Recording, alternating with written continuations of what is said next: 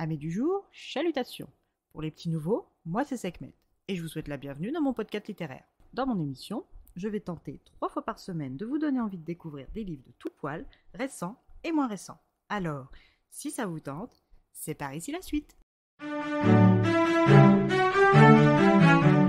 Aujourd'hui, je vais vous présenter Les Aigles de Zeus de Stéphanie Rivercombe, paru aux éditions Parrot et Nautilus. Dans ce roman, nous suivons 2 personnages. Le premier est un certain Tristan Taylor, chasseur de trésors. Lorsque nous faisons sa rencontre, nous sommes au large de la péninsule du Yucatan au Mexique, en pleine remontée après une plongée de plus de 60 mètres.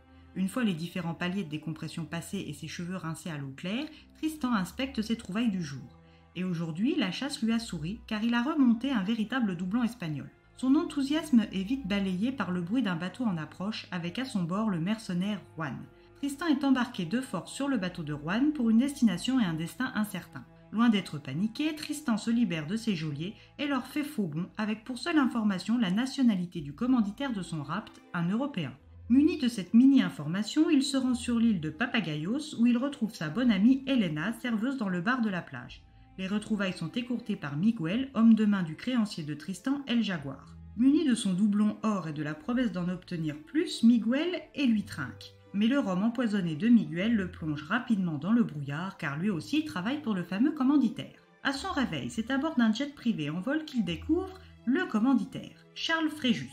Il est antiquaire et riche, il a longtemps travaillé avec Scott William Taylor, le père de Tristan, avant sa disparition. Scott, ayant fait la promesse à Charles de lui trouver la pierre d'Omphalos, avant sa disparition, n'ayant pu tenir sa promesse, Charles se tourne tout naturellement vers son fils. Cette pierre est entourée de mythes et de légendes. On raconte que Zeus, après avoir vaincu les titans, aurait voulu trouver le centre du monde. Pour ce faire, il aurait envoyé 2 aigles, un au plumage d'or, l'autre d'argent, et qu'au solstice d'été, les 2 oiseaux auraient été lâchés à chaque extrémité de la terre. Cette course aurait duré 7 jours et le centre du monde aurait été à Delphes. Pour fêter cette découverte, Zeus aurait décroché une étoile de la voûte céleste dans laquelle il aurait enfermé tous les secrets du monde avant de la déposer au cœur de la cité. Cette pierre sacrée serait au centre de nombreuses querelles jusqu'à ce qu'elle soit volée par ses 2 gardiens aux plumes d'or et d'argent. Après avoir retrouvé et puni les 10 gardiens, Zeus aurait mis la pierre dans un linge de laine aux propriétés magiques et l'aurait de nouveau cachée aux yeux de tous. C'est donc de cette fameuse pierre que Charles veut s'emparer et pour ça il a besoin de savoir que Scott a transmis à son fils ainsi que de ses talents de voleur. Pour motiver Tristan, Charles lui promet les coordonnées de l'avion écrasé de son père disparu.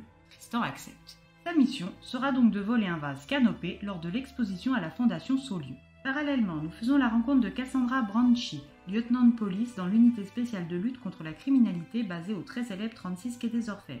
Son coéquipier Timothy Saulieu, lui aussi lieutenant, ancien acteur, reconverti, et elle, sont sur les traces d'un braqueur fugitif du nom de Arnaud Montfort.